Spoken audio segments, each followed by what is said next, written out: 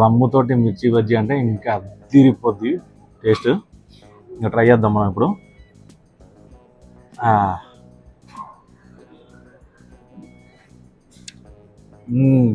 బాబా బాబా,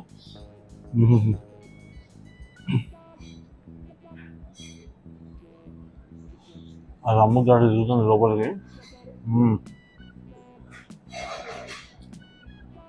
ఆహా,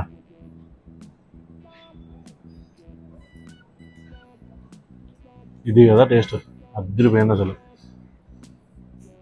మంచి రమ్ము ఫ్లేవరు గొంతులో అట్లా దిగుతుంది. బాబా బాబా. ఆహా, బజ్జీని మొత్తం కథం పట్టించేయాలి ఇక.